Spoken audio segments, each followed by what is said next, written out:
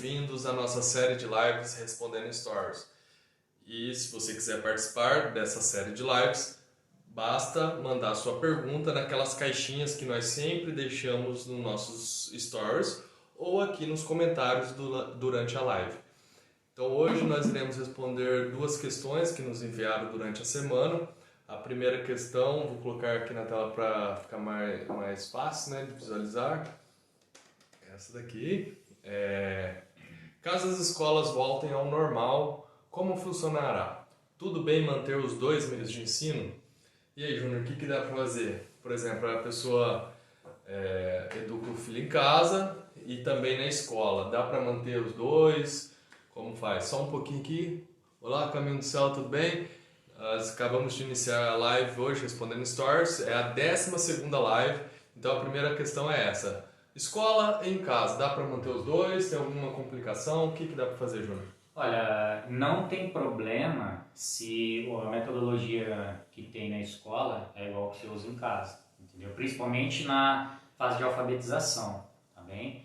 É claro que depois do ensino fundamental 2, né, etc., as crianças um pouco mais velhas aí fica mais fácil, mas principalmente na alfabetização tem problema. Então, não, Júnior, por exemplo, eu uso o método fônico em casa e na escola eles também usam, então eu uso como reforço, né? Ótimo, melhor ainda, né? Só tomando cuidado aí, só para você não sobrecarregar muito seu filho, né, de muita atividade, não ter aquele problema de sobrecarga cognitiva que a gente sempre fala.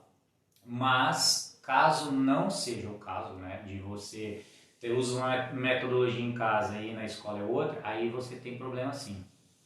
Por quê? É o seguinte, por exemplo, se na sua escola eles usam métodos construtivistas e métodos globais, por exemplo, de ensino, e em casa você usa o método fônico, ele tem o problema de na escola ele está acessando muito um processamento visual do cérebro, né? Então é isso que o método global faz. O que acontece? Quando a criança apela para a palavra como um sistema de imagem, ela apela para o cérebro dela, né? Ela está apelando para o cérebro dela fazer uma leitura imagética da palavra. Então, isso causa um problema. Aí em casa, o que você faz? Você apela para a parte fonológica, né? Que é o processamento fonológico do cérebro. Então, tem esse problema. Então, o que eu indico fazer? Trabalhe com método fônico. Né? Não, se ele está na escola fazendo isso, dê um jeito de mudá-lo de escola, ou achar um professor, conversar com um professor, né, que trabalhe com método fônico, para você não perder o seu tempo também, né? Porque tem a questão do tempo também. Por mais que ele vai se acostumar com os comandos na escola que vai ser diferente, isso não tem problema, mas você vai perder tempo. Ele vai estar perdendo tempo lá na escola, né? Tem esse problema. Uma coisa que eu sempre peço para os pais fazerem, que perguntam que meu filho, e isso é recorrente mesmo, assim, tem bastante que tem um filho na escola, mas eu sei o que é bom para ele e tal.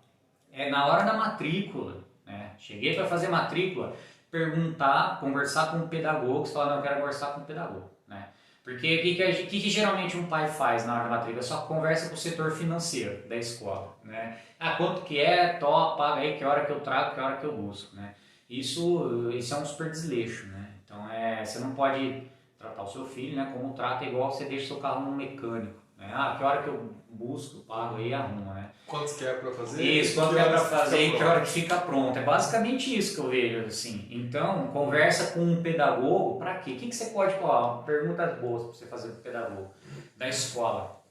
Ou se o diretor, talvez, eu não sei, coordenador pedagógico. Isso, coordenador, ou quem consegue responder para você. Que método que vocês usam, né? Por exemplo, meu filho entrou no primeiro ano, né? Que é uma série muito importante. Que geralmente é o da alfabetização plena que a gente fala. O que meu filho entrou agora em fevereiro e vai sair em novembro? Qual é o método que vocês usam e o que meu filho vai aprender esse ano?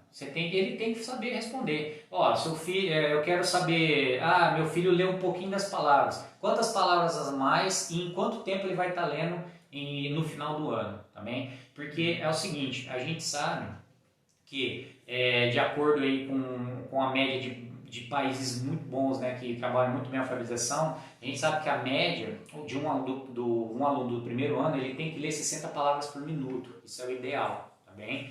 Então, o seu filho não pode entrar no primeiro ano e chegar no final do ano não tá lendo isso, entendeu? Tem resultado, tem que ter resultado, ainda mais, né, se você está pagando. Então, é uma dica que eu dou para os pais, conversem sempre com o coordenador pedagógico. Pegue o material e dê uma olhada, vê se não é um método construtivista, vê se não é um método global, que em casa você está fazendo outra coisa, né? E lá na escola tá puxando o seu filho para trás, né? E você está querendo... Então os métodos não podem entrar em conflitos, né? Não. Não pode ter conflito de método, senão vai mais confundir a criança do que ajudá-la. Pera aí, né? Só responder uma coisinha rapidinho. Caminho do Céu perguntou: temos filhos de 6 anos, 4 anos e 3 anos. É melhor estudar no mesmo horário ou cada um separado? Tem que ser separado, porque cada criança está num nível. Então o tipo de atividade, por mais que seja talvez a mesma habilidade que você vai trabalhar, mas o nível e a forma de trabalhar é diferenciado, não é isso, João? Desculpa, o meu celular... Temos filhos de 6 anos, 4 e 3. É melhor estudar o mesmo horário ou cada um separado? Eu disse que é melhor estudar separado porque, por mais que às vezes você está trabalhando a mesma habilidade, o nível que você está trabalhando é diferenciado. Isso, eles têm nível de maturidade, maturidade cognitiva diferente, né? Mesmo se você já está trabalhando as mesmas coisas com eles ao mesmo tempo, eles têm maturidade diferente e é perceptível isso. Assim. Por exemplo, uma criança de 6 anos tem bem mais vocabulário que uma de 3 anos, então fica mais fácil a criança de 6 anos evoluir do que a de 3, a de 3 vai ter mais problema, entendeu? Inclusive eu estou fazendo a live todo dia ali, um pouco antes do almoço ou logo depois, dependendo ali da disposição das crianças, e eu faço com o Augusto e com o Antônio. O Augusto tem 5 anos, o Antônio tem 3. Se vocês repararem, as dificuldades são muito diferentes o nível das habilidades que eu trabalho ali com o nosso programa de alfabetização é diferente o nível. O Antônio, por exemplo, ele já tem bem mais dificuldade no visomotor, né? Na coordenação motora, segurar o lápis. O Augusto já resolveu isso aí. O jeito de trabalhar as junções fonêmicas, por exemplo, o Augusto eu já estou nas junções fonêmicas, ele já lê as palavras mais fáceis, aquelas sílabas canônicas que nós chamamos, ele já faz a junção, já lê palavras. O Antônio não, o Antônio está começando a dramatização de fonemas, ele sabe alguns fonemas e tal, mas ainda tem que trabalhar muitos fonemas para depois chegar. Então, assim, é bem diferente o jeito de trabalhar. E o Antônio tem 3 e o Augusto tem 5. Então, assim, 2 anos diferentes dá bastante diferença na forma de você trabalhar. Com certeza. E só para terminar a primeira pergunta, isso é um pouco mais assim. Uma coisa também que você vai perceber, se você tem filho na escola e trabalha com ele em casa, por exemplo, é a questão do comando que você dá. Na escola eles dão um tipo de comando. Um comando é como se você lesse o cabeçalho do exercício, sabe? O que é para fazer no exercício? Faz isso, faz aquilo. Fala aí assim para o seu filho. Então o professor tem um jeito de falar, você tem outro jeito de falar, então vocês têm que ter um pouco de sincronia nisso também. Porque isso dá diferença, porque eu vejo assim, às vezes os pais o filho não está conseguindo fazer alguma atividade, mas é por mera falta de sincronizar o comando ali com a criança, porque o jeitinho que você fala, ele entende. Se você fala, às vezes, como está no livro, ele já não entende, entendeu? Então isso aí causa problema também. Não é um problemão, não é um problemão, mas você vai ver que vai atrapalhar você durante umas par de horas aí, né? Tentando corrigir isso. Vai diminuir o desempenho, né? Porque aí você vai ter que entender como ele entende o comando e como faz. Às vezes é uma atividade super simples, ele sabe até fazer, mas como o jeito que você fala para ele, você até atrapalha, entendeu? Então tem isso também, porque usando metodologias diferentes, né? Por exemplo, método global, tem o jeito deles falarem lá com as palavras, como que lida com a palavra, etc, etc. Você não. Eu trabalho com uma metodologia fônica, então esses comandos são os mais eficazes, né? O jeito de você trabalhar é mais eficaz em casa, entendeu? Então, basicamente é isso, assim. Se você, para crianças pequenas que estão nessa fase de pré-alfabetização e alfabetização na escola, educação infantil, né? Que hoje a gente chama de P4, P5, maternal, P4, P5, e o primeiro ano, você tem que ter mais cuidado, um cuidado redobrado que você tem que ter. Agora, para os mais adultos já fica mais fácil, porque eles entendem mais as coisas. Você pode falar, não, esse jeito aqui é melhor, ele vai entender mais se você falar assim, entendeu? Fica mais fácil você conversar com ele. E mostrar que é um professor, por exemplo, não, isso aí eu não gostei, isso aí não é bom você ler, isso aí não é bom você prestar atenção. Uma criança mais velha, ela já entende mais essas coisas, né, do que uma pequenininha. Então, tem que tomar mais cuidado com isso, hein? Os pequenos, né? Uhum. Esse conflito de método, Júnior, além de você tomar cuidado se está sendo feito utilizando o mesmo método, tem a questão também que esses métodos globais, né, o letramento, essas coisas, quando você começa a trabalhar com criança pequena, como ela decora, e a criança tem uma memória muito boa, ela decora formas de palavra muito rápido, você tem a impressão que talvez, por estar trabalhando nesse método, que ele é mais eficiente no início, né? Isso. E explica um pouquinho sobre isso. Isso tem até pesquisa já sobre isso. O que é isso? Pegaram um grupo de crianças, que o grupo controle lá, né, das crianças que são trabalhados os métodos globais e metodologia fônica. Aí compararam. No começo, a criança do método global ela consegue ler bastante palavra. Mas por quê? Ela decora realmente a silhueta da palavra, né? A forma dela. É como se fosse um desenho aquilo para ela. E ela decora. Só que para o método fônico isso é apenas uma fase que a criança passa, né? Que ela olha aquilo como imagem e depois ela aprende a desmembrar. Então, e aí no começo tem aquele boom. Aí tem até vários vídeos no YouTube. Se você procurar lá, a professora, o pai mostra uma palavra assim, casa, é tapete, bem rápido assim. Aí você, nossa, que incrível, tá lendo tudo, né, meu filho, né? Não, ele tá decorando aquilo lá. Porque a gente tem essa capacidade de decorar essas coisas mesmo. Principalmente as criancinhas, e eles decoram um monte. Só que o que acontece? Com essa pesquisa, eles foram vendo assim que depois o ritmo começa a cair no método global e o fônico começa a subir. Por quê? As crianças conseguem decorar, mas não conseguem decorar tanto, entendeu? Chega uma hora, porque a palavra tem várias... uma própria palavra, a casa, aí casório, ou casebre, ela começa a ter o sufixo, né? Começa a variar bastante e aí ela já começa a ter bastante dificuldade da própria palavra, né? Imagina as outras. E o método fônico, a criança começa ali brincando com o fonema, aí juntando um ou outro e tal, e aí começa a subir devagar, entendeu? Aí dá essa falsa impressão que o método global é mais eficiente. No começo, ele dá essa falsa impressão, mas ela não está lendo, ele está decorando a imagem. E daí o que vai acontecer? Seu filho, você vai ter a impressão que ele vai ter um desempenho muito grande, né? Que ele está rendendo bastante ali a alfabetização dele, mas a hora que chegar lá na leitura plena mesmo, na alfabetização plena, quando ele precisar de ler com fluência, ele vai ficar trocando palavra, né? Ele chuta a palavra. Isso. E aí por isso que sempre da metodologia fônica tem uma contraprova aí, né? Um negócio assim que a gente fala assim, coloca pseudo-palavra para ele ler. Né? Então não coloca só palavra, não, palavras que ele já trabalhou e já conhece, não, coloca uma pseudo-palavra. O que é pseudo-palavra? É uma palavra que não existe, né?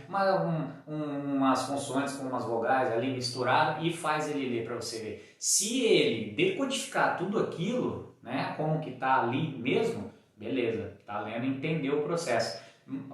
Crianças que trabalham com esse método globais têm muita dificuldade com isso, com pseudo-palavra. Ele não lê, na verdade. Não lê, porque tem muito porque ele não vai conseguir, entendeu? Ele só vai decorar a imagem da palavra. Isso.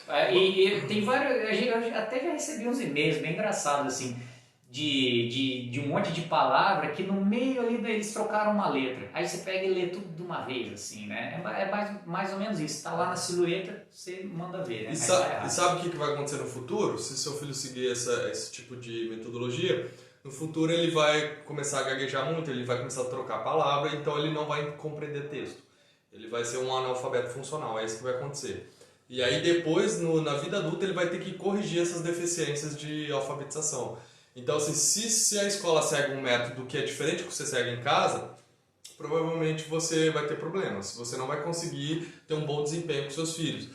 E também, mas tem a questão que o Júnior comentou no início, que eu acho que merece dar uma aprofundada mais, detalhar melhor, sobre a sobrecarga cognitiva. Então, assim, mesmo que você use o mesmo método na escola e em casa, você reforça o que a escola ensina, desde que você, como o Júnior disse, você tenha a mesma forma de dar comandos na hora de ler os enunciados, né? Que você siga mais ou menos a mesma forma de trabalhar com as crianças, mas tem a questão da sobrecarga cognitiva. E daí, Júnior, dá uma detalhada melhor, o que é sobrecarga cognitiva, como você deve evitar isso aí, por que deve evitar. Tá. Basicamente é assim, isso acontece com a gente também, né, em maior escala. Você, por exemplo, seu filho vai para a escola hoje e ele estuda português, aí depois ele tem uma aulinha de literatura, aí depois tem aula de matemática, aí ele tem educação física e tal, não sei o quê. Aí chega em casa, você fala, pô, trabalha tudo isso, aí você manda mais 2, 3 matérias lá, né, para ele estudar. Aí o que vai acontecer? No outro dia, se você fizer uma revisão do que ele estudou ontem, você vai ver que ele esqueceu quase tudo. Entendeu? Por quê? É muita coisa para ele processar. Então tem que tomar cuidado com isso. É o que eu falo. É bom, por isso que existe a tarefa. A tarefa é para reforçar o que ele aprendeu. Entendeu? Não é para aprender coisa nova. Né? Dá muito trabalho ele aprender coisa nova, ainda mais tarefa em casa. Então, com os pais, a gente pensa assim, se a escola tem uma metodologia boa, você fala, não, aqueles são muito bem claros, no final do ano meu filho vai estar lendo 60 palavras por minuto, vai estar fazendo, é muito bem objetivo. Você pega o que a professora deu, pode reforçar o que ela deu no dia, tá? Não vai encher ele de outras coisas novas, mas ele tem tempo, dá para fazer um monte de outra coisa. Não, realmente, as crianças são impressionantes, eles fazem mesmo. Até uns filhos já falam assim, tem um dia que ele faz 1 hora de atividade seguida ali, sem problema nenhum. Aí, qual que é a dica que eu faço aí? Quando ele está muito apetitoso, né, para fazer, você pode dar atividades importantes, mais mecânicas, né? Atividades, por exemplo, de tracejado, de grafia, né? Aqueles cadernos de você fazer a letrinha. Então, atividades que não necessariamente vão exigir muito, né, dele. É só mecânico mesmo ali, para ele decorar ali a coordenação motora grossa, enfim. É memória muscular mesmo. Memória muscular, entendeu? Então é a dica que eu dou. Aprendeu, por isso que é muito importante o pai ter a consciência de o que ele está aprendendo na escola. Né? O que ele vai aprender hoje, essa semana, tá bem? Não é muito difícil você saber. Se você pegar... Se no começo do ano você conversar com o pedagogo e saber mais ou menos a estrutura geral do que eles ensinam, depois você pegar os livros, você vai, uma olhada ali pelo índice, você vai ter noção exatamente o que ele está aprendendo aquele mês, aquela semana. Né? É muito fácil de você, não exige muito tempo do pai, né? Para ele se dedicar ao filho. Né? Tiver um bom método, né? For uma escola boa, eles vão te dar já todo o cronograma, o que a criança vai aprender no ano todo. Porque se eles não souberem dar essa resposta para vocês, meu filho entrou assim, né, a criança aqui entra assim e sai assado, né? Ele entra não sabendo fazer análise de síntese, vai sair fazendo análise de síntese e lendo nesse nível aqui, no nível de leitor iniciante. Então, se ele não souber te dar essa resposta, aí sai correndo, porque você vai ter... Porque o que acontece? Se você... chegar no final do ano, para ele chegar para você, não funcionou, né? Vamos tentar o ano que vem. Então você perdeu o ano, entendeu? Você não pode aceitar uma coisa dessa.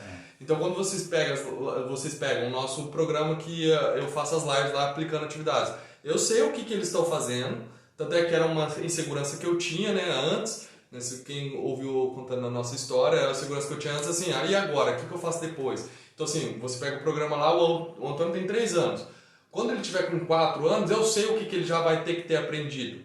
E o que ele vai aprender quando ele tiver com 5 anos. Então você tem que ter essa segurança de saber se sua criança está atendendo o nível que ela está ali. Né? Se ela está desempenhando, ela está tendo um desempenho adequado com a idade dela. Você tem que saber. Se você não souber, segue um tiroteio. Entendeu? E parece que a gente está falando um absurdo aqui, mas é muito recorrente isso. Muito comum. Você conversa, o que meu filho vai aprender? Aí, é o que, sei lá, a prefeitura dá, o estado dá, é o que a gente tem muito isso. Em escolas particulares fazem muito isso, eles terceirizam os métodos, né?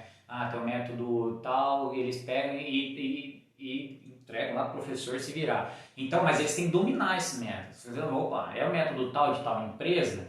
Cadê aqui? Quero saber o que meu aluno vai aprender, né, desde o primeiro dia até o último.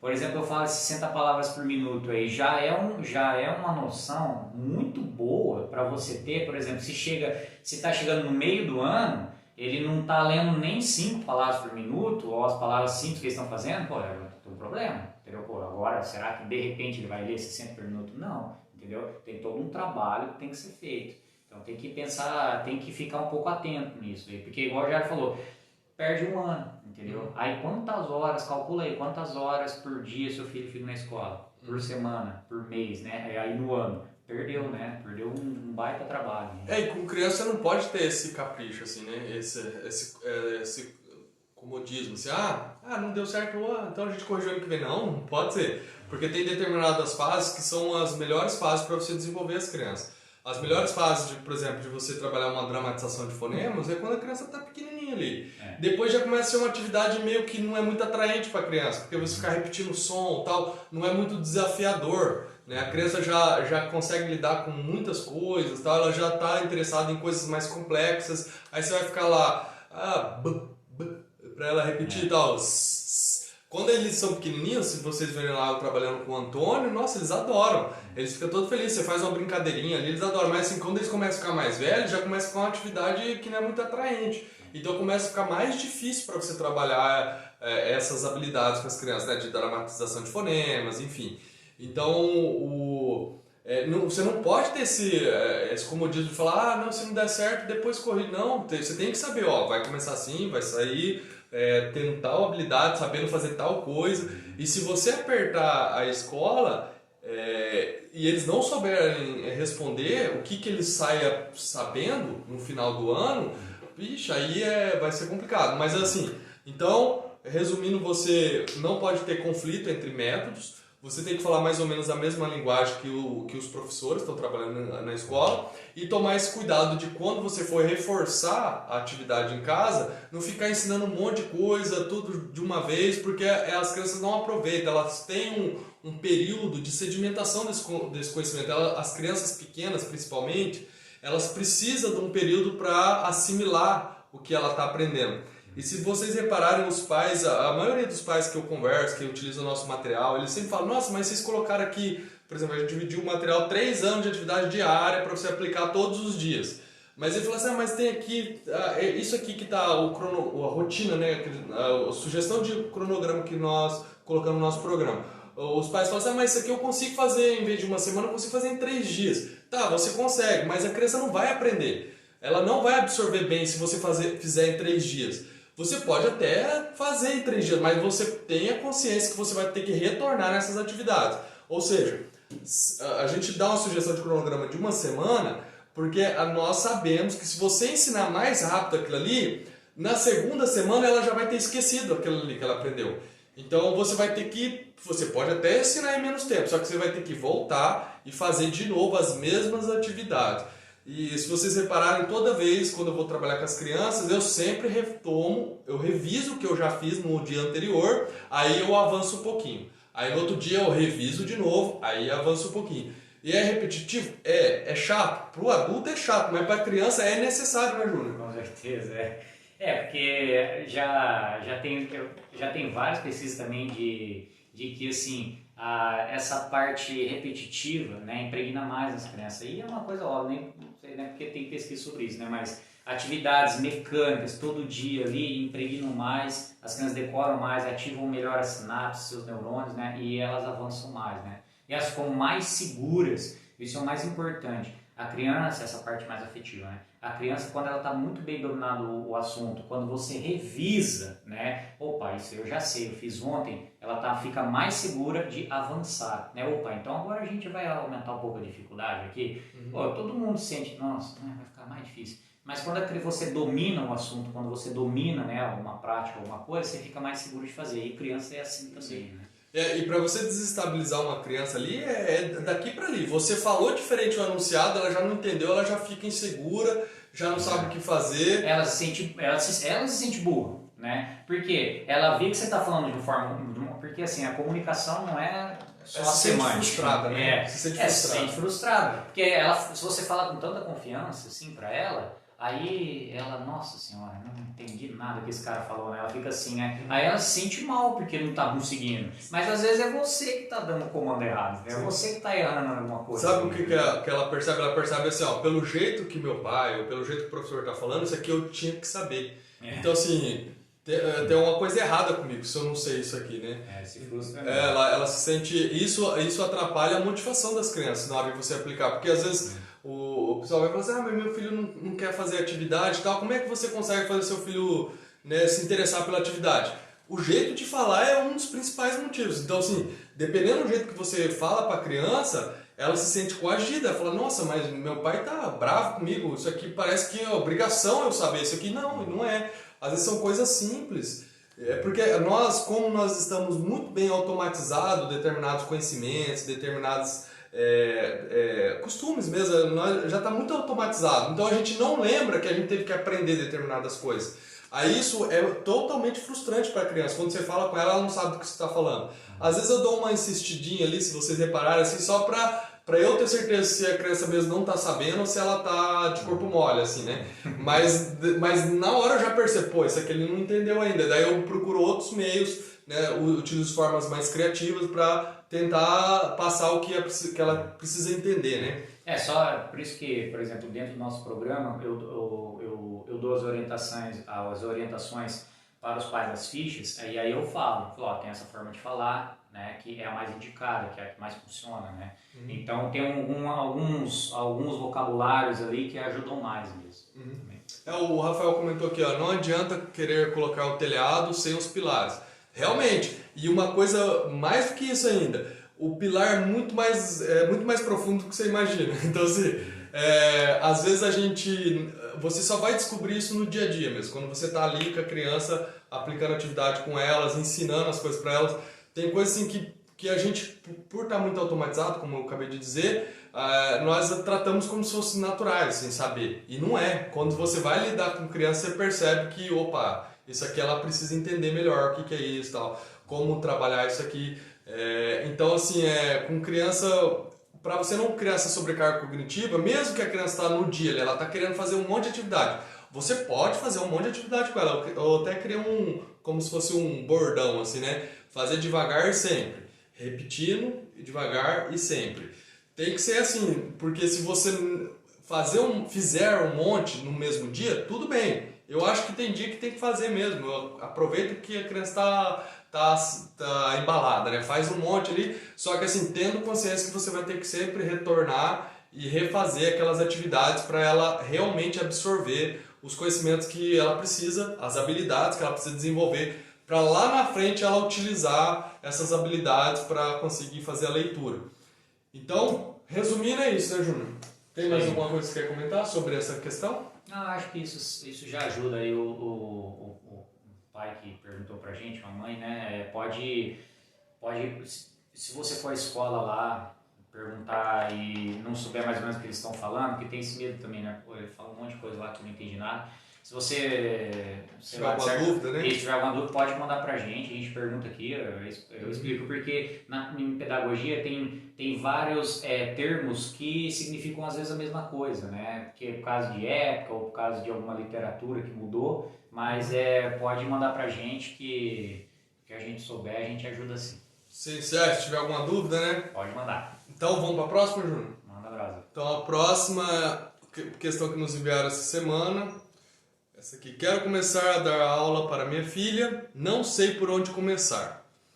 Aí a gente teve uma dificuldade, porque assim, tá, legal, mas assim, qual a idade da criança, né? Pra gente conseguir ajudar, a gente precisava saber da idade. Aí eu mandei um direct perguntando pra pessoa que enviou essa pergunta, e ela disse que a criança, se eu não me engano, tinha 6 anos, deve perguntar se ela já fazia alguma atividade com a criança já estudou, né, já iniciou algum processo de alfabetização, uma coisa assim. Ela disse que a criança tinha 6 anos e já tinha iniciado na escola no P5, aí esse ano estaria no P6, ou no primeiro, né, desculpa, P5, que é a pré-escola, que é quando a criança tem 5 anos. Aí nesse ano ela iniciou o primeiro ano, só que aí eu acho que as escolas fecharam, né, uma coisa assim. Caso de pandemia. Então acabou que ela fez praticamente o P5. Então o primeiro ano seria, assim, idealmente a criança começar a ter exercícios explícitos mesmo para começar a ler, né? Começar a ler as primeiras palavras no primeiro ano, mas como provavelmente ela não teve tempo de começar a ler, então assim, a criança teoricamente teria que ter feito a pré-alfabetização, né? Isso, o ideal, né? O ideal é seu filho já chegar aos 6 anos com muito bem pré-alfabetizado, né? Muito bem preparado para ser alfabetizado. Aí o que acontece? No primeiro ano, é o que imagina uma escola ideal, né? No primeiro ano, o que seria ideal fazer? A criança trabalhar a consciência fonêmica, tá bem? No começo, ela vai trabalhando consciência fonêmica e no final ela já está lendo várias palavras. Por quê? Quando ela entende como funciona a consciência fonêmica, né? Quando ela tem consciência, né, do fonema, e quando ela começa a entender o princípio alfabético, quando ela entende como funciona o código alfabético, que se você troca uma letra, muda o som, você coloca aqui, muda outro, forma outra palavra, etc., ela já consegue ler várias palavras, né? Quando ela entende isso, e aí é um processo muito rápido, isso é muito legal isso aí, porque quando ela entende esse processo, ela deslancha, ela começa a ler várias palavras, principalmente com os fonemas que você já trabalhou. Por isso que eu falo, não, é por isso que essas pesquisas desses grandes países que já trabalham com isso, e o que eles falam? Por isso que chega no final do primeiro ano, o normal, ela está lendo 60 palavras por minuto. Por quê? Junto com isso, a professora ali, depois do metade do ano para frente, ela junto com essas trabalho de consciência fonêmica, ela vai começando a deixar a consciência fonêmica de lado e já começa a trabalhar a fluência e leitura, a velocidade com que ela lê, né? A precisão e velocidade com que ela lê. Então, por isso que ela consegue ler essas palavrinhas em 60 minutos. Como que faz esses testes? É muito fácil, pega uma historinha já que ela já ouviu, que ela já contou, já brincou com uma historinha. Estou falando, imagina idealmente seu filho com 6 anos no final do primeiro ano. E conta lá quantas palavras até dar 60, mas com palavras que ela já conhece, tá? Que ela já trabalhou. Não adianta você colocar uma palavra nova, não é hora disso. Esses 60 palavras por minuto é para avaliar a precisão e velocidade que ela está lendo. Aí depois que ela leu, já trabalhou bem o texto, aí você cronometra lá o tempo, né? E em quanto tempo ela está lendo. Aí você vai ter uma ideia. Isso é o ideal, tá bem? Aí, enfim, né? Agora, assim, o que eu faço, né? Com uma criança agora em casa, né? Com essa pandemia aí fazendo. Vamos seguir o ideal. Trabalha consciência fonológica, consciência fonêmica, tá? E leitura em voz alta, principalmente leitura em voz alta. Dessa idade, né, da pré-alfabetização até a alfabetização, leitura em voz alta é muito importante, tá bem? Por quê? Principalmente por causa de vocabulário. A gente sabe hoje que crianças que têm mais vocabulário são muito mais facilmente alfabetizadas. Tá bem? Então, consciência fonêmica, consciência fonológica. Dentro de consciência fonológica, você vai trabalhar muito bem a atenção auditiva dela, tá bem? Ela começar a distinguir isso para 6 anos, pelo que eu tô falando assim. Caso ela tenha, não foi bem trabalhado pelo jeito que eu entendi a pergunta, assim. Para ela distinguir sons, ambientes, sons muito bem distintos uns dos outros primeiro, né, para ela não se confundir. Depois você começa a dramatizar os fonemas, né, que a gente fala, o que é dramatizar os fonemas? É você brincar com a criança, dela fazer os sons, né, que essas letrinhas se remetem, de uma forma meio de lúdico, que a gente fala. Tá? Para ela o quê? A se acostumar com a articulação, para ela treinar essa fonoarticulação, tá? Que é esse aparelho aparelho fonador que a gente tem aqui. Ajuda bastante, porque também lá depois, só pelo jeito dela executar o movimento aqui, vai ajudar a lembrar, né, ou distinguir alguns fonemas dos outros. Que mais? A questão do vocabulário. Com leitura em voz alta, principalmente com fábulas e histórias clássicas. A leitura dialógica, né? Isso, essas leituras dialógicas partilhadas que a gente chama, o que é? Você não só ler, né? Falar pro seu filho, senta aí do seu lado que eu vou, senta aí do meu lado que eu vou ler uma história para você. Não, você ler e fazer ele interagir com a história. Tem no nosso canal no YouTube, tem lá várias dicas que eu dou para você fazer isso. Tem uma playlist que tem uns exercícios que você... alguns exercícios para você fazer, exercícios de leitura em voz alta. Alguns exercícios que você pode fazer com as crianças. Outro benefício que, além de vocabulário, que ajuda além de criar esse vocabulário na criança, ajudar ela a expandir, né, o vocabulário dela. Por quê? Só um adendo aqui. O cotidiano do seu filho, ele em questão de linguagem é pobre, então você tem que dar esse boom de vocabulário nele, com histórias principalmente. Outra coisa que é muito importante, que ajuda muito você ler, é a memória de trabalho. Por quê? Quando você está lendo, principalmente narrativas, né, fábulas, essas histórias clássicas, você exige que a criança se lembre de algumas cenas para ela entender o que você está falando agora.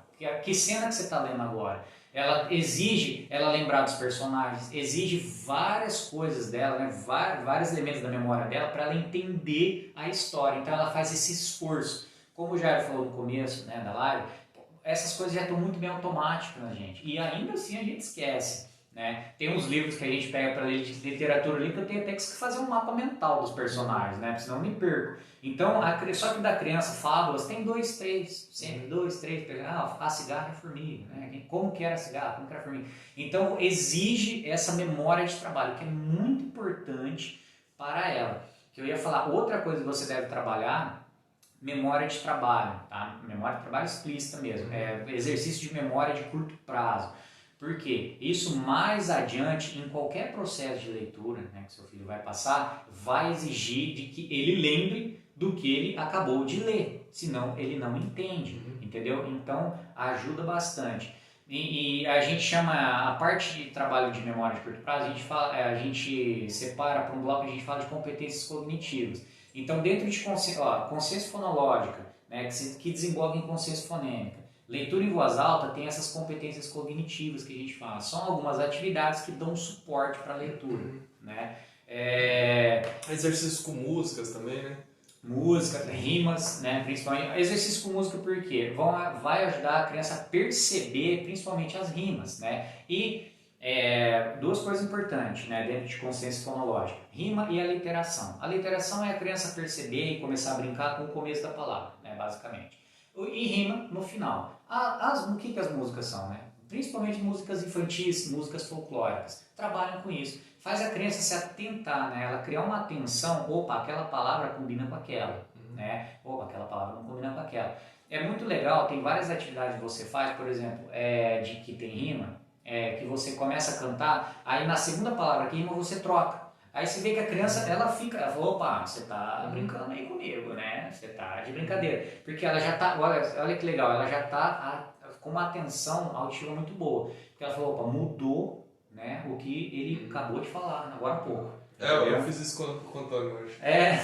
Sol e chuva, casamento está na jura. Daí ele parou e falou, não, é viúva. Aí, ó. Aí você fala assim, Júnior, pra que tudo isso? Porque o trabalho de consciência fonológica, no geral, o que é? É a criança entender que a estrutura formal da fala pode ser segmentada, pode ser estruturalmente manipulável, entendeu? Então, o que é isso aí? Prestar atenção em palavras que mudam, prestar atenção em sílabas que mudam, prestar atenção em fonemas que mudam, entendeu? Então, você viu que tem um caminho estrutural que a criança vai aprendendo a repartir, começa a pegar a sua faca mesmo, fosse cortando, e ela começa a manipular. Mais adiante manipular, né? Como eu falei na pergunta passada, no primeiro ano ela já tem que estar manipulando, ela já tem que estar brincando com isso, né? Trocando, colocando, mudando, formando palavra, formando pseudo-palavra, lendo pseudo-palavra. O trabalho da educação infantil é isso, preparar a criança para ela poder manipular essas coisas, só que ela não manipula do zero. Né? Então, por isso que eu falo, o ideal da sua criança, né, que já tem 6 anos, seria aquilo: ela já está lendo 60 palavras por minuto, né, já deveria estar trabalhando um pouco de fluência. O que é fluência? Precisão e velocidade de leitura. Trabalhando com fonemas complexos, né? Isso, tem isso também. Tem mais de um som. Isso, né? com certeza. O xi, né, que é o, sei lá, táxi. É o X, né? Que o X tem vários sons. Um deles é o xi, que é do grego, vem do grego esse xi. Então até tem um fonema grego que é xi também.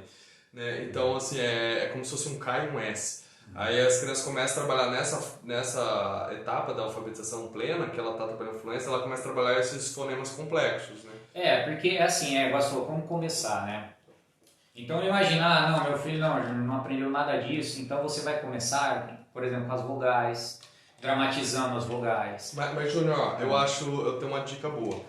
Eu acho assim, antes de tudo isso que o Júnior falou, o que você precisa desenvolver com as crianças para elas ser bem alfabetizadas, para elas chegar na leitura plena, na alfabetização plena, eu acredito que você tem que fazer uma espécie de diagnóstico. Porque assim, ou se você já sabe isso, ou você vai precisar fazer uma espécie de diagnóstico. Então assim, por quê?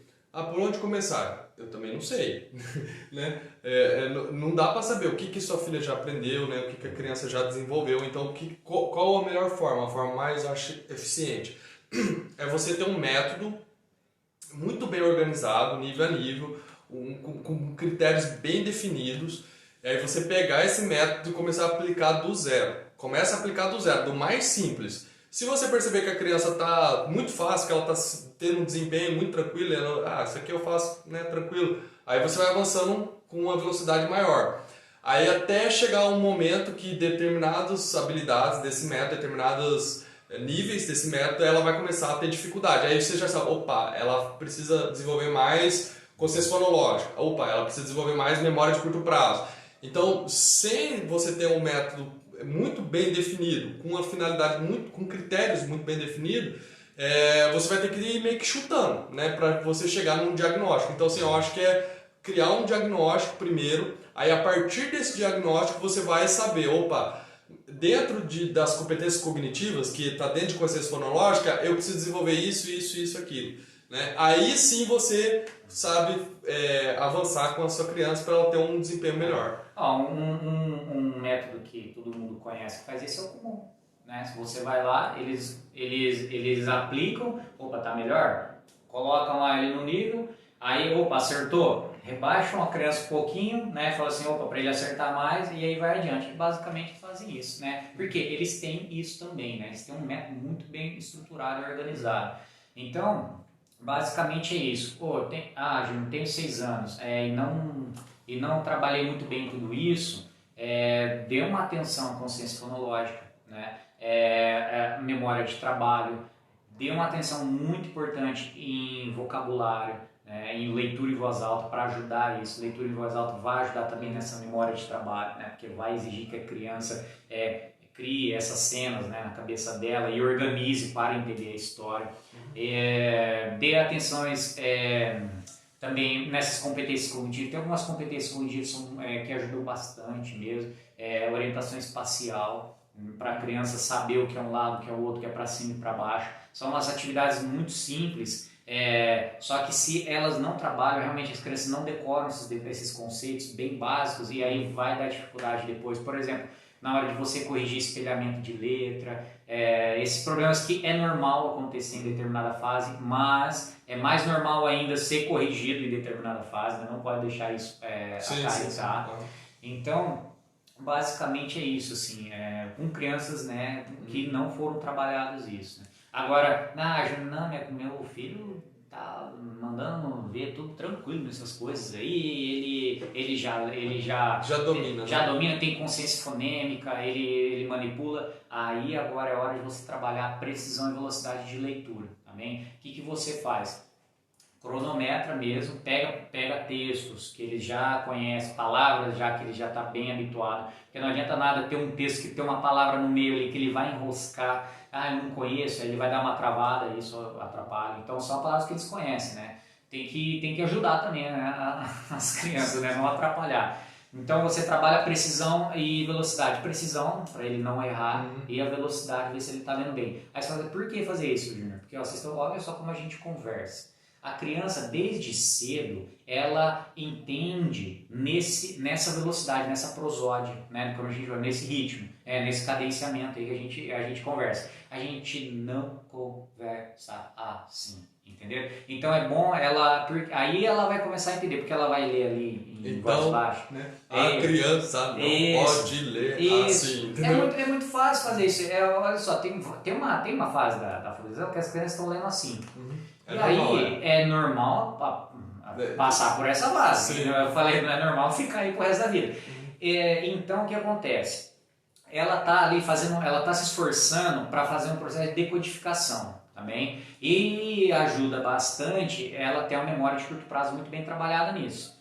Porque se ela não, por exemplo, se ela não tem muita memória e está só decodificando, na hora que ela vai estar conseguindo fazer a junção fonêmica ali, decodificando bem rápido, ela vai esquecer das coisas, vai dar problema também. Então você também tem várias habilidades que tem que subir no junto, né? Principalmente com consciência fonêmica. Sim. Enfim, né? Aí agora, né? Só para fechar, se ele está trabalhando, né, nessa parte de velocidade já, pode fazer isso, pode cronometrar. Agora se ele está casa ainda, né? Aí é bem nessa hora que você começa a dar os primeiros passos de fluência e leitura, tá bem? De velocidade, de precisão, beleza? Então acho que tem esses dois cenários, né? Que eu tentei entender a pergunta, assim, tanto Sim. de se ele não, meu filho tem 6 anos, mas está com muito problema, e 6 anos ele já entende Sim, bem. pode soar estranho, né?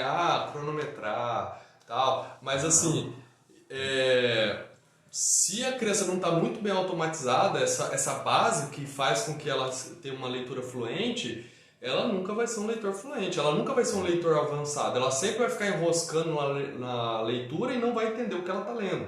Então, assim, é normal, isso aqui é o básico do que a gente está falando. Então, assim, às vezes as pessoas falam, não, mas isso aí é muito metódico. Não, é metódico, claro. Se você pega uma criança que não desenvolveu toda essa base que o Júnior colocou, leitura em voz alta, trabalhar com rimas, trabalhar com músicas, consciência fonológica, memória de curto prazo, e a análise de síntese fonêmica e tal. Se você não trabalhar com tudo isso, aí ficar exigindo da criança ter uma leitura cronometrada, isso é um absurdo mesmo. Até eu concordo, você está torturando a criança, não pode fazer isso mesmo. Só que assim, passou por todas essas fases, a criança teve um bom desempenho, absorveu todas as habilidades necessárias para a leitura. E na época certa você deve fazer isso, porque só assim, só com essa precisão em leitura, influência em leitura, a criança vai ser um leitor hábil. Sem isso ela nunca vai ser um leitor hábil. Com certeza. É o que a gente fala assim, é igual você enviar o soldado para a guerra, né, sem ter treinado ele, né? Ele vai chegar lá e vai ficar super assustado, né? E não vai fazer nada e vai morrer, né?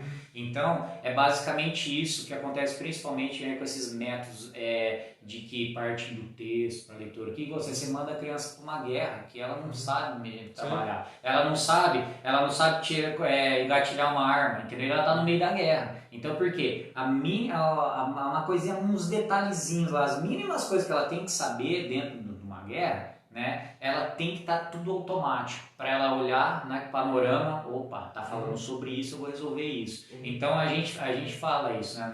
Você fica enfiando a criança para uma guerra que ela não domina coisas básicas. Sob pressão, né? Como que você vai desempenhar bem desempenhar bem alguma atividade sob pressão, se você dominar essa habilidade, essa atividade. Se você domina essa habilidade, você não precisa nem prestar atenção, você está aqui manipulando aqui, não precisa prestar atenção mais. O seu cérebro pode prestar atenção em outras coisas enquanto você está executando essa atividade. É só você ver quando as pessoas às vezes vão ler em público e tem vergonha e tal, se ela não estiver muito bem automatizada a leitura, ela não vai conseguir ler, ou ela vai ler mal. Então, assim, pessoas que têm vergonha de ler em público, for ler em público, se não tiver muito bem trabalhada a alfabetização, ela vai ler mal, ela vai gaguejar, vai trocar letra. Isso acontece porque, porque ela fica prestando muito atenção, ela fica exigindo da memória de trabalho dela, a parte técnica da leitura exige muito daquela hora ali. E aí ela não presta atenção em outras coisas, por exemplo, encenar, fazer gestos, ou na semântica mesmo do que ela está lendo, porque ela não trabalhou bem essas técnicas básicas, né? Então o cérebro dela está se esforçando muito ali nesse período. E aí ela às vezes até lê assim, né? Eu já li muito isso aí. Aí ela lê o texto assim, até com uma prosódia boa, né? E aí depois que termina o texto fala assim, tá, agora explica para mim. Não sai nada, porque ela exigiu muito de memória de trabalho, de curto prazo, bem nessa hora, entendeu? Dessa parte técnica da leitura, de decodificar. Aí ela fica lá decodificando, então, lendo, prestando atenção na leitura, e aí o principal, que por exemplo, ensinar alguma coisa, né? E prestar atenção, ou entender o texto, né? Aí não vai pra frente. Uma imagem boa disso para adulto é igual o Júnior comentou aqui no meio quando ele estava explicando alguma coisa, tem alguns romances que são histórias enormes, de 500, 1000 páginas, e, por exemplo, tem o Essa de Queiroz, tem um romance chamado Os Maias, tem, sei lá, 7, 8 gerações da família. Você começa a ler a história, as pessoas vão passando gerações da família. Aí, então, lê um romance desse que tem lá 600, 700 páginas e fala o nome de todas as pessoas. A hora que tiver alguma cena lá, depois da 5ª geração, você lembra quem que eram os antepassados dele. Então, assim, faz esse teste. Você vai ter dificuldade de lembrar, porque é um negócio monstruoso. Então, quando você exige da criança uma memória sem ter trabalhado, a memória de curto prazo dela é a memória de longo prazo também, sem ter trabalhado, é igual pegar hoje para você falar, tá aqui, ó, eu quero que você leia esse livro e depois me fale o nome de todos os personagens. Você não vai falar. É muita coisa. Você está exigindo uma coisa que você não treinou para fazer. Né? O Dostoiévski também tem, além de ter vários personagens, os personagens têm vários nomes, eles têm apelidos. Às vezes o mesmo personagem tem 3 nomes. Né? Porque tem o nome que a mãe chama e depois o nome que os amigos chamam, sei lá. Tem muitos personagens, os personagens têm vários nomes. Então, assim, por isso que o Júnior falou que ele às vezes anota os nomes para lembrar de quem está se referindo e tal. Então, assim, é só você fazer uma leitura dessa que você vai sentir na pele o que é você exigir da criança uma habilidade que você não desenvolveu com ela ainda. Por isso que eu falei, desde pequeno, essas leituras de fábulas, né, que são simples, são curtas, começa com as curtas, né, primeiro, exigem isso da criança, exigem essa memória dela, para ela, opa, o que aconteceu lá, por que está acontecendo isso aqui, entendeu? Ó, essa mudança de cena já exige alguma coisa da criança, essa memória de curto prazo dela, porque aí chega no final da história, ela tem esse panorama geral da história, né, absorvido, né, entendido. Então, além do vocabulário que expande, porque a criança não vai ficar falando, não vai ter expressões no cotidiano dela igual tem em histórias, né? Em vários outros tipos de expressões. Às vezes, a mesma cena, a mesma coisa que aconteceu com a criança, ela consegue se expressar em 2, 3 vezes, em formas diferentes. Né? 2, 3 formas diferentes. Isso, então, olha só o que está acontecendo, está exigindo bastante da inteligência dela. Eu consigo explicar aquilo para o meu pai com outras palavras, né? Não precisa ser dessa forma. E o que é o cotidiano da criança? Até o nosso, né? É você se expressar com o menor esforço possível. É tipo, vai lá. É natural, né? Todo ser vivo tenta fazer o máximo com o mínimo esforço. É natural. Isso aí é biológico, né? Isso, você nem se comunica direito, né? Então, ainda mais para filho, para de fazer isso aí. Vai para lá.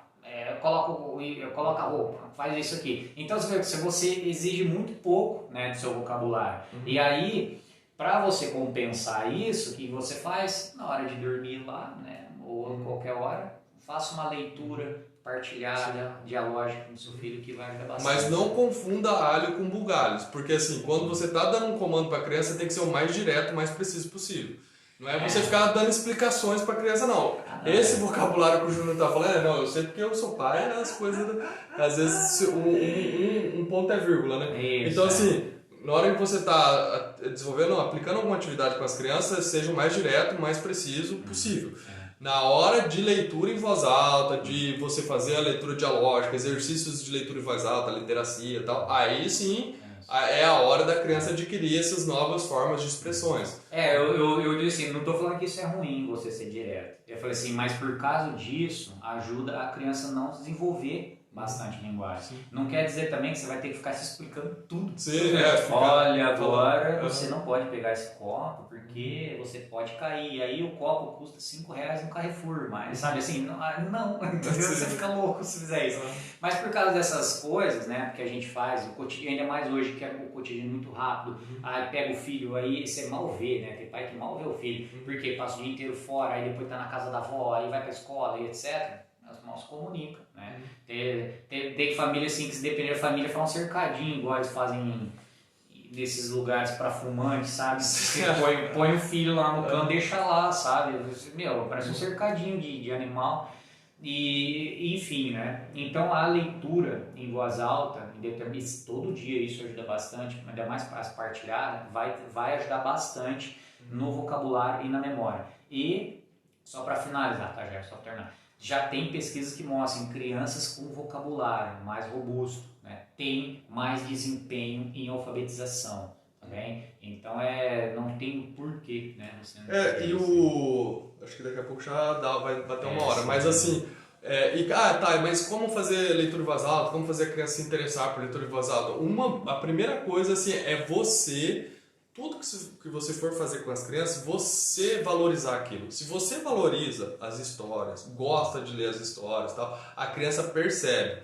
As crianças são muito espertas e quando o pai, a mãe valoriza o que está sendo feito, elas naturalmente elas valorizam também, elas vão se interessar também. Agora você pega, putz, fazer isso aqui de novo, tal, a criança percebe, não que você, mesmo que você não fale nada, o jeito que você trata a situação, o jeito que você pega e vai fazer a atividade com ela, elas percebem se você está gostando de desempenhar aquilo lá ou não. E se você está gostando, se você está fazendo aquilo lá né, empenhado, a criança vai se empenhar, porque elas gostam de agradar os pais. As crianças naturalmente são obedientes, eu sempre falo isso. Parece que às vezes é um absurdo, falando esses monstrinhos aqui são obedientes nada, né? Mas são. As crianças elas respeitam a autoridade dos pais e elas gostam de fazer as coisas junto com os pais. Então, se você está gostando de fazer aquilo ali, as crianças vão adorar e vão querer fazer, às vezes só para te agradar no início. Aí depois, com o tempo, elas vão ter prazer em fazer aquilo lá e vão gostar de fazer aquela atividade com vocês. Esses dias eu comecei a ler uma história para as meninas, que elas já são mais velhas, as minhas duas mais velhas, a Agatha e a Catarina, era o Bosque que cantava. Eu comecei a ler para elas, eu ficava com sono, não estava aguentando mais, e elas estavam lá. Então, vamos ler, tô gostando. Daí eu começava a perguntar algumas coisas só para ver se elas estavam prestando atenção. Elas sabiam tudo, sabia todos os detalhes, sabia o nome do sapo lá, que era o rei, né, o embaixador do reino do sapo, sabia tudo. E aí demorei semanas para ler, porque a gente ia ler de noite. Eu começava a ficar com sono e querendo já dormir, já cansado, lia 1 hora e meia e elas lá. Só que elas já são mais velhas um pouco. Os pequenos já dormiam na metade ali, né? Mas as meninas já iam pra frente. Então, assim, elas aguentam ficar 2, 3 horas de leitura. Vai ler 2, 3 horas pra você cansa, porque você tem que ler em voz alta, né? Então, assim, e ler com entonação, claro, né? Mas, enfim, então é um trabalho, assim, que se você tá fazendo, desempenhando com vontade, tá demonstrando interesse, tal, as crianças vão adorar e elas vão fazer, e é um dos principais.